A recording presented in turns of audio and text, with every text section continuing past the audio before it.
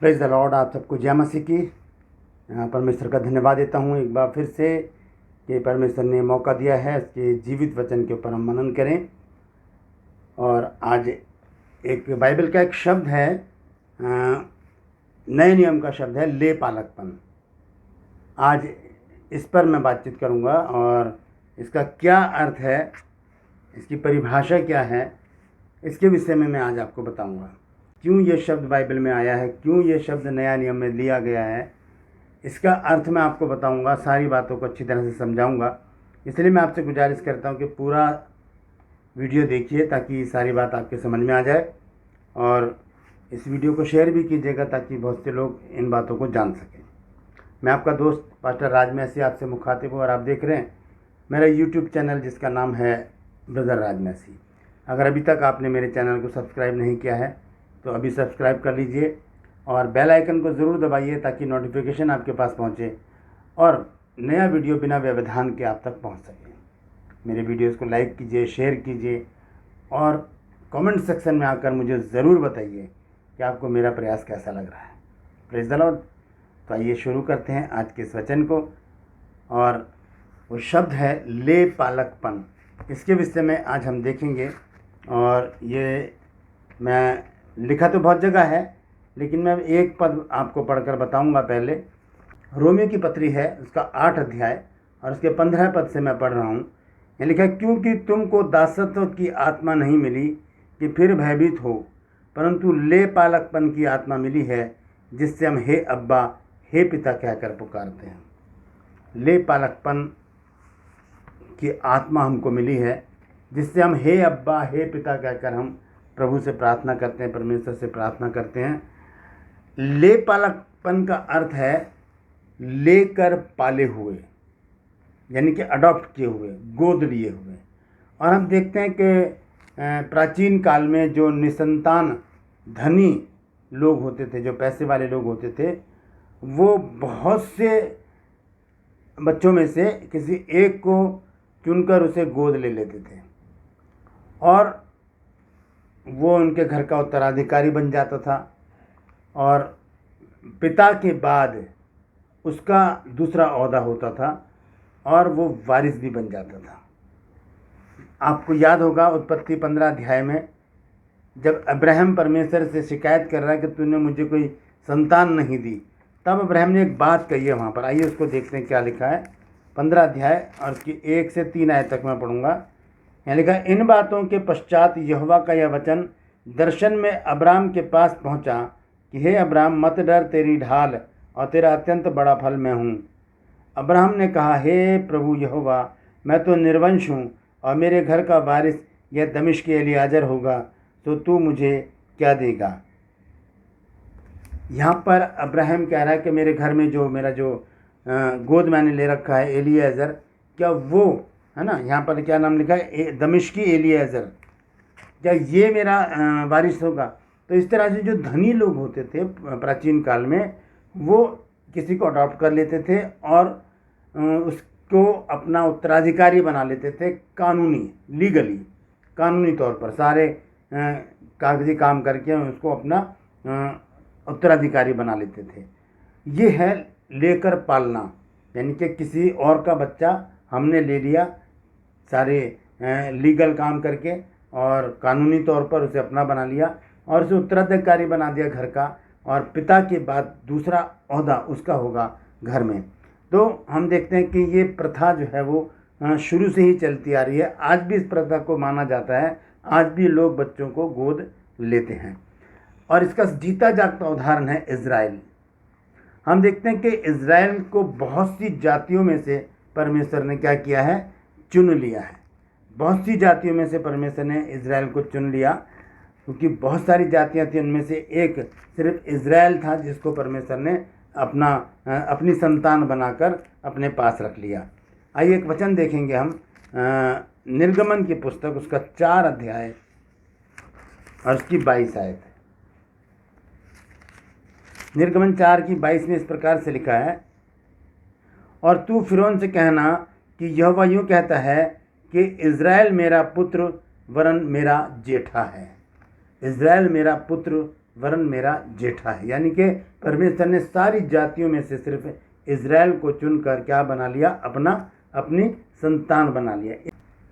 इसी प्रकार से व्यवस्था विवरण 4 अध्याय और उसके पहले पद में भी लिखा है, यहाँ लिखा है, अब हे इज़राइल, जो जो विधि और नियम मैं तुम्हें सिखाना चाहता हूँ उन्हें सुन लो और उन पर चलो, जिससे तुम जीवित रहो और जो देश तुम्हारे पितरों का परमेश्वर यहोवा तुम्हें देता है उसमें जाकर उसके अधिकारी हो जाओ।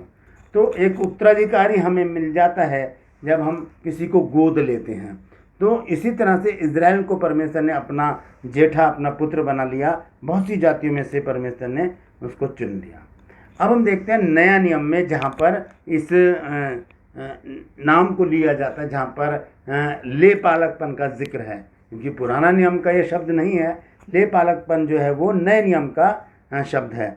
नया नियम में पश्चातापी पापियों को परमेश्वर चुन लेता है, जो पश्चाताप कर लेते हैं। जो पापी लोग जो पश्चाताप कर लेते हैं, परमेश्वर उनको अपनी संतान बना के वारिस बना देता है, उत्तराधिकारी बना देता है। शर्त है पश्चाताप करना है, पश्चाताप करना। तब परमेश्वर क्या करता है, गोद ले लेता है। कैसे, आइए देखें। भजन संहिता 107 देखेंगे पहले, उसके बाद मैं एक और वचन पढ़वाऊँगा। भजन संहिता 107 और उसकी 1 और 2 आयत। यहोवा का धन्यवाद करो क्योंकि वो भला है और उसकी करुणा सदा की है। यहोवा के छुड़ाए हुए ऐसा ही कहें जिन्हें उसने द्रोही के हाथ से दाम देकर छुड़ा लिया है, दाम देकर छुड़ा लिया और अपना बेटा बना लिया। हालेलुया। यहाँ पर हम देखते हैं कि परमेश्वर ने क्या किया कि अपना इकलौता पुत्र दे दिया, ताकि जो कोई उसके ऊपर विश्वास करे वो नाश ना हो परंतु अनंत जीवन पाए। तो पापियों ने जब पश्चाताप किया, परमेश्वर ने उनको अपनी संतान बना लिया, उन्हें गोद ले लिया। वो ले पालक हो गए और ले पालकपन का आत्मा उन्हें मिला। और उसके लिए क्या लिखा है, रोमियो की पत्री 8 अध्याय, और मैं उसको पढ़ूंगा आपके सामने 15 और 16 पद को। देखिए क्या लिखा है यहाँ पर। इस प्रकार से लिखा है, क्योंकि तुमको दासत्व का आत्मा नहीं मिला कि फिर भयभीत हो, परंतु ले पालकपन की आत्मा मिली है, जिससे हे अब्बा, हे पिता कहकर पुकारते हैं। आत्मा आप ही हमारी आत्मा के साथ गवाही देता है कि हम परमेश्वर की संतान हैं। हम परमेश्वर की संतान हो गए। हमें पैदा तो नहीं किया, लेकिन हमें क्या करा है, अडॉप्ट किया है परमेश्वर ने। हम अन्य जातियों को परमेश्वर ने क्या किया है, अडॉप्ट कर लिया, हमें लेकर पालना शुरू किया और हम परमेश्वर की संतान हो गए। कितनी बड़ी बात है ये कि हम तो भटके हुए थे, हम उलझे हुए थे, अपने पापों में फंसे हुए थे, लेकिन प्रभु की नज़र हम पर पड़ी और उसने हमें क्या कर लिया, अडॉप्ट कर लिया। उसने हमें गोद ले लिया, उसने हमें लेकर पालना शुरू कर दिया और हम उसकी निज संतान हो गए। हालेलुया। और देखेंगे हम गलातियों 4 अध्याय और उसके 6 पद में भी कुछ इसी प्रकार से लिखा है। यहाँ पर इस प्रकार से लिखा है, और तुम जो पुत्र हो, इसलिए परमेश्वर ने अपने पुत्र के आत्मा को, जो हे अब्बा, हे पिता कहकर पुकारता है, हमारे हृदय में भेजा है। इसलिए अब तू दास नहीं परंतु पुत्र है, और जब तू पुत्र हुआ तो परमेश्वर के द्वारा वारिस भी हुआ। हालेलुया। हम पुत्र हो गए, अब हम दास नहीं रहे, अब हम पुत्र हो गए हैं, क्योंकि परमेश्वर ने हमको क्या किया है, लेकर पाल लिया है। अब उसने हमें गोद ले लिया है, अब उसने हमें अडॉप्ट कर लिया है, अब हम उसके हो गए हैं, अब हम उसकी संतान हो गए हैं, हम उसके पुत्र पुत्री हो गए हैं, अब हम वारिस हो गए हैं। हालेलुया। ये संतान जब हम बन गए परमेश्वर की, तब हमारे साथ एक बहुत बड़ा भाग जुड़ चुका है दोस्तों, और वो है वरदानों, आत्मिक फलों और आत्मिक वस्तुओं का भागीदार बन जाना। क्योंकि जब तक हम अन्य जाति थे, जब तक हम भटके हुए थे, तब तक हम इन्हें जानते भी नहीं थे।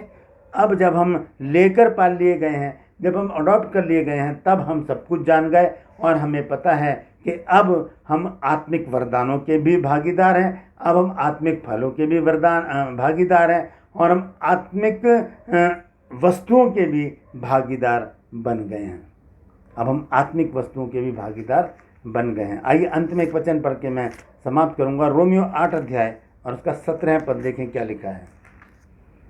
लिखा है, और यदि संतान हैं तो वारिस भी, वरन परमेश्वर के वारिस और मसीह के संगी वारिस हैं, जबकि हम उसके साथ दुख उठाएं कि उसके साथ महिमा भी पाएं। तो अगर हम संतान हैं तो हम वारिस भी हैं। क्यों? क्योंकि परमेश्वर ने हमको लेकर पाला है। हम ले पालकपन की संतान हैं। हमें प्रभु ने अडॉप्ट कर लिया है, गोद ले लिया है। लीगली, कानूनन हम परमेश्वर की संतान हैं और हम गर्व से कह सकते हैं कि हाँ प्रभु, मैं तेरा बेटा हूँ, मैं तेरी बेटी हूँ। हालेलुया। परमेश्वर इन वचनों के द्वारा हम सबको आशीष दे।